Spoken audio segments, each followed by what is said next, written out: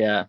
So those stocks, yeah, it's mainly just stocks that have been invested for me, and then there's a little bit of those risky investments that are in the stocks, and then a little bit of bonds and crypto.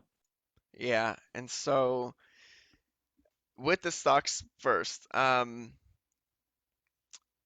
think the first things are platforms that you're using are primarily Betterment, TD Ameritrade, Robinhood, and did you have any? You said how much of this do you still have your Acorns up as well? So I don't have Acorns anymore, so I Right. transferred that. But Gotcha. I didn't have a whole lot of Acorns overall, but yeah, I think what this is not including is it's everything combined. So um, that's just the allocation in there. So the stocks, that's I believe the HSA is this is including HSA and retirement. Um, it's been a second since I put this up, but yeah, I think this is including HSA retirement. So retirement, I've just put target date fund. Don't look at it. I try to get one that made sense and had not, I don't know, wasn't too much expensive as Right. far as expense ratios and stuff like that. And then I did a fairly similar thing with my HSA. Um, I think they just did like a mix of foreign domestic stocks and a little bit of bonds, and then I don't know. It's nice because you just don't touch it, and then they automatically re reallocate it to less risky investments as you move forward. So that's uh, those are really nice, easy to use. You know, don't have to Yeah. touch it. Expense ratios, some of them are expensive. I try to avoid those, but I think overall it's not that bad Right. Do if you you get a remember decent any one. numbers of expense ratios off the top of your head, or Uh, it's okay if not, I because those are don't. really, Yeah, really, I don't remember either, but I'm just like yeah, trying to remember like how much they're all, it all seems, all the expense ratios seems like they're really low, but after the course of like, again, decades of investing, they actually become like pretty yeah. substantial. And personal capital is good for that as well. So if Hmm. you can go if you upload everything to personal capital and you look at your investments, they show expense ratios. I think some accounts do, some accounts don't. So you have to make sure they're all included in there. But I think you can just manually include it if it's not there. And then it shows how much you're expected to gain. And it also shows the expense ratio that you're losing Hmm. out.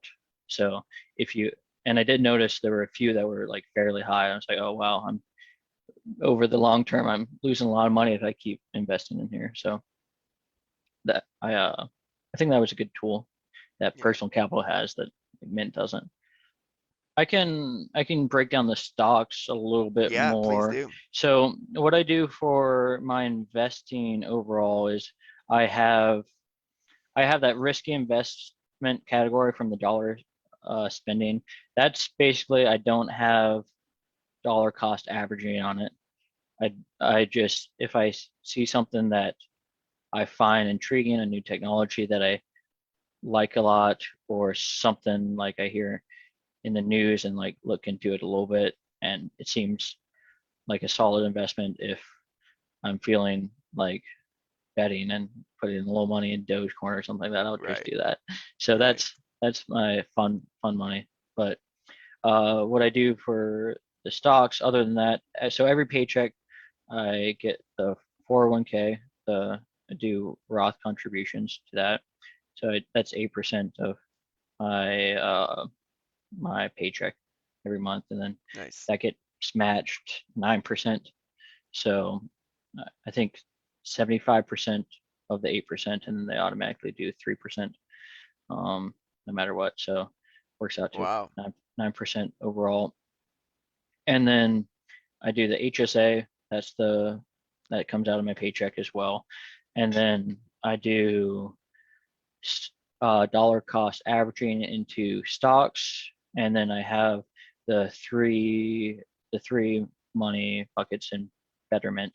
That is like the safety net the major purchase and then general investing for overall like robo advising on those three categories. For the dollar cost averaging on individual stocks, so I pick basically through 10 stocks about that I'm looking into and that seem like decently solid long-term investments, at least in my eyes. And I do a certain amount each month just get automatically deposited at the same time I get my Cool. paycheck. So everything comes out of my bank the same day. And then I kind of have that type of stock allocation already picked for me. And then occasionally I look back at it, I change up the 10 stock investments, but generally the advice is you try to buy and hold for like five years or so, at Right. least. And that's kind of what I'm doing with the individual stocks. With and is that on Robinhood? That's on Robinhood currently. It's Nice. pretty easy to set up. Uh, Pretty easy to set up just automatic deposits there. Cool.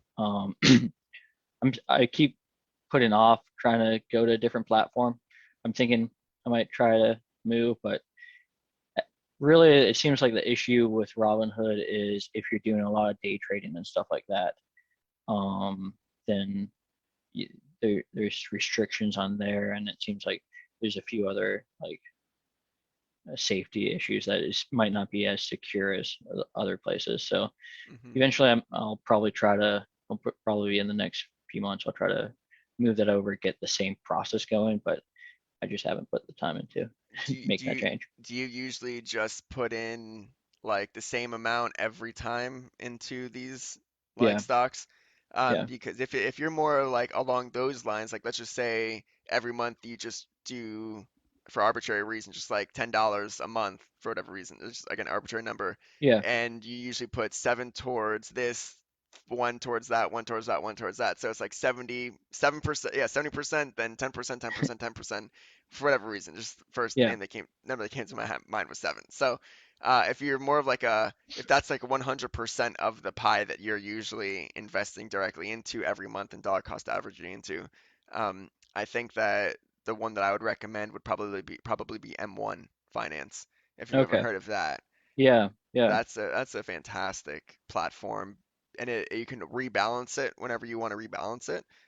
But Nice. if you just want to dollar cost average into something, and you can set your own parameters around that, that might be Yeah. something to look into. Cool, Um, cool. it's a really cool platform, and I use that pretty regularly as well.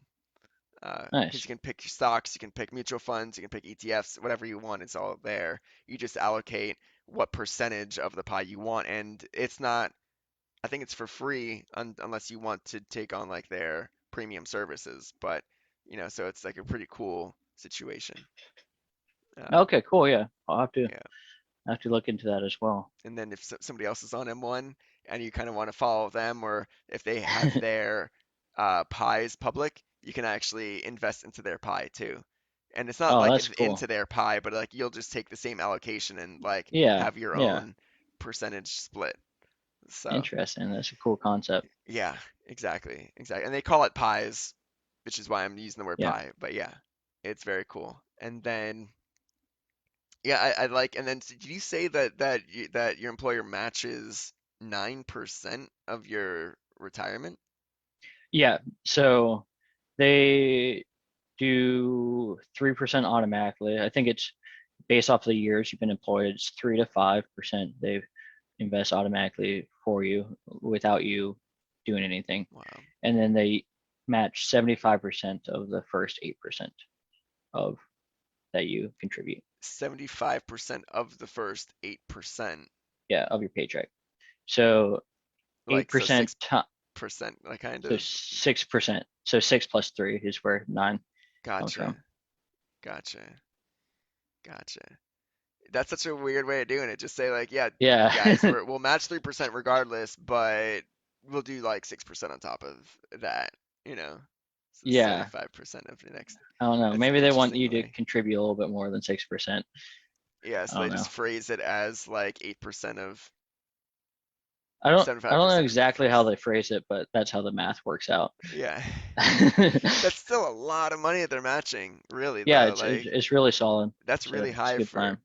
for most from at least my understanding, Yeah. if I am remembering correctly. But very cool. And then